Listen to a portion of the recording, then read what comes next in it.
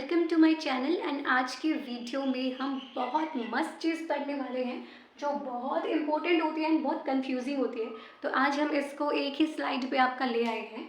तो ये है आपका जो फंडामेंटल राइट्स होते हैं एंड डीपीएसपी होते हैं। भाई बहुत कंफ्यूजन होती है कि इसमें है क्या। तो आज हम इन दोनों ही चीज़ को डिफ्रेंशिएट करके बहुत अच्छी तरीके से समझने वाले हैं।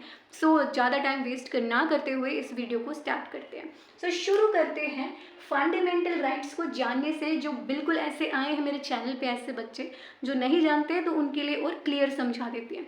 फंडामेंटल राइट्स जिनको हम बोलते हैं आपके मौलिक अधिकार या हम इनको आपके मूल अधिकार भी बोलते हैं। तो इसका मतलब क्या होता है कि जैसे आप सिटीजन हैं इंडिया के तो नेचुरली कुछ ऐसी चीज़ है कि मतलब बेसिक राइट्स जो एक सिटीजन्स को मिलने चाहिए कि उनको इक्वली ट्रीट करना चाहिए, उनको फ्रीडम होना चाहिए एक्सप्रेशन का या कहीं भी घूमने का, कहीं भी सेटल होने का, कोई भी ऑक्यूपेशन रखने का। ऐसे ही कि मतलब उनको एक्सप्लॉइट ना किया जाए, वो कोई भी रिलेशन को चूज़ कर सकते हैं। ऐसी ही बातें कि कुछ फंडामेंटल राइट्स है। फंडामेंटल मतलब बहुत नेसेसरी एंड बेसिक राइट जो हर एक सिटीजन्स को मिलने चाहिए। तो ये होते हैं आपके फंडामेंटल राइट्स। ऐसे ही बात करें directive principle of state policy of, इनको डीपीएसपी भी बोलते हैं। ये क्या होते हैं? डीपीएसपी होते हैं नाम से कि क्लियर है डायरेक्शंस कि जैसे स्टेट कोई भी कानून बनाएगा या पूरी कंट्री पे वो अच्छे से गवर्न करके रखता है तो उनको कुछ डायरेक्शंस दी गई हैं कॉन्स्टिट्यूशन के द्वारा कि अगर वो कानून बना रहे हैं तो इन डायरेक्शंस को वो ध्यान में रख के कानून बनाएंगे, किसी के भी साथ जिससे भेदभाव ना हो, इनइक्वल ट्रीट ना हो एंड सिटीजन्स के वेलफेयर को ध्यान रखकर वो कानून को बनाएंगे। तो इधर तो क्या है आपके राइट्स हैं, इधर क्या है आपके डायरेक्शन है। तो ये हो गया आपका फर्स्ट डिफरेंस जो आपको अच्छे से समझ में आया होगा। तो नेक्स्ट स्टार्ट करते हैं। जैसे मैंने बताया कि ये आपके बहुत एसेंशियल राइट्स है जो आपके सिटीजन्स को मिले हुए हैं कि जो कंट्री में सिटीजन्स है उनको ये राइट्स मिले गए हैं। बात करते हैं डीपीएसपी का। जैसे मैंने बताया ये आपके कुछ गाइडेंस है जो स्टेट को गाइडेंस दी गई है कि कैसे कोई भी अगर आप पॉलिसी को फॉर्मुलेट कर रहे हैं, बनाना चाह रहे हैं या कंट्री के लिए कानून बनाना चाह रहे हैं तो क्या क्या आपकी गाइडेंस होनी चाहिए। इनके मैं आपको एग्जाम्पल भी दूँ तो जैसे कि यूनिफॉर्म सिविल कोड की जो आपका लॉ है सबके लिए बराबर होगा। इधर ही आपकी पंचायत को एस्टेब्लिश करने की भी बातें की गई हैं। ऐसी जो वर्कर्स है उनके राइट्स की, उनके लाइवलीहुड की, ये चीज़ें आपकी यहाँ पे बात की गई हैं। देन बात करते हैं ये हैं आपके नेगेटिव राइट्स। इसका मतलब क्या है? नेगेटिव राइट्स मतलब आपने जैसे मैंने अभी तक बताया फंडामेंटल राइट्स क्या है कि आप ना इक्वली ट्रीट करेंगे, फ्रीडम देंगे, रिलीजन चूज़ कर सकते हैं, मिनॉरिटीज़ के राइट्स है। तो ये नेगेटिव है कि स्टेट भाई ये काम नहीं कर सकती। तो ये आपके नेगेटिव राइट्स कहलाते हैं कि स्टेट किसी को भी एक्सप्लॉइट नहीं कर सकती, किसी को भी अनइक्वल ट्रीट नहीं कर सकती। तो जो नहीं कर सकते आप, ये आपके होते हैं नेगेटिव राइट्स, ठीक है। और जो आपके डीपीएसपी होते हैं ये आपके पॉजिटिव राइट्स होते हैं जो स्टेट को बताते हैं कि आपको ऐसा करना चाहिए, आपको ये चीज़ एस्टेब्लिश करनी चाहिए।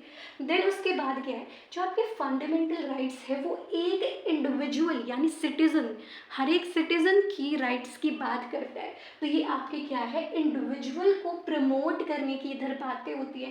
पर बात करें डीपीएसपी ये आपकी पूरी कम्युनिटी की बात करता है जिसको हम सोसाइटी भी बोल सकते हैं कि पूरी सोसाइटी की, पूरी आपकी कम्युनिटी की इधर बात हो रही है। एंड इसके बाद इनका जो फंडामेंटल राइट है इसका मेन एम क्या होता है कि आपकी पॉलिटिकल डेमोक्रेसी को एस्टेब्लिश करके रखेंगे एंड ये आपकी सोशल एंड इकोनॉमिक डेमोक्रेसी को एस्टेब्लिश करेगा। देखो इसमें क्या है कि सोशल एंड इकोनॉमिक का मतलब क्या है कि जो आप सोसाइटी में रह रहे हैं तो कुछ कंडीशंस की बातें, ऐसी ही अपॉर्चुनिटीज़ की बातें, तो ये इधर हो गया। पॉलिटिकली कि कैसे कैसे आप उसको अनइक्वल ट्रीट नहीं कर सकते, फ्रीडम जैसी बातें करते हैं। देन एक जो मेन डिफरेंस है इन दोनों के बीच में अभी तक जो सबसे हम बोले तो सबसे बिग डिफरेंस वो अभी आ रहा है, दैट वॉज कि जो फंडामेंटल राइट है ये आपके जस्टिएबल होते हैं, मतलब लीगली एनफोर्सेबल। इसका मतलब क्या कि जैसे आपके जो फंडामेंटल राइट्स थे उनका वॉयलेशन हो गया तो उसके बाद क्या हम करते हैं कि कोर्ट में जाएंगे, है ना, केस को फाइल कर सकते हैं। तो ये हो गई कि आपके जस्टिएबल है कि ठीक है भाई अगर ये आपके वॉयलेट हो रही है कोई भी फंडामेंटल राइट्स, आपका क्या है मतलब कोर्ट में जा सकते हैं, सीधा सुप्रीम कोर्ट में जा सकते हैं, ठीक है। और फिर क्या है, लीगली एनफोर्सेबल है कि आप इसको एनफोर्स करा सकते हैं लीगली। बट जो आपके डीपीएसपी हैं ये हैं आपके नॉन जस्टिएबल, कि जैसे कॉन्स्टिट्यूशन ने कुछ डायरेक्शंस दे दी स्टेट को, पर अगर क्या वो फॉलो नहीं करते हैं, क्योंकि वो बता दिया ना आपको ये फॉलो करना है, पर अगर वो फॉलो नहीं कर रहे हैं तो हम ये नहीं कि उठ के कोर्ट में चले जाएंगे कि ये फॉलो नहीं कर रहे हैं, क्योंकि उनको डायरेक्शंस दी गई हैं, कि डायरेक्शंस दे दी कि पूरे फ्यूचर में आपको ये चीज़ करनी है। जैसे जो यूनिफॉर्म सिविल कोड है वो अभी तक आपका 4-5 स्टेट्स में ही लागू हुआ है, पूरा थ्रू आउट नहीं हुआ है। तो ये यही डायरेक्शन है कि जो स्टेट है, जो मतलब उनकी कैपेबिलिटी है, उसी हिसाब से ये सारी चीज़ों को अचीव करने की कोशिश करेगी। एंड अगर वो मतलब अभी नहीं कर पा रही है तो कोई भी कोर्ट में नहीं जाएगा, ये नॉन जस्टिएबल नेचर की है।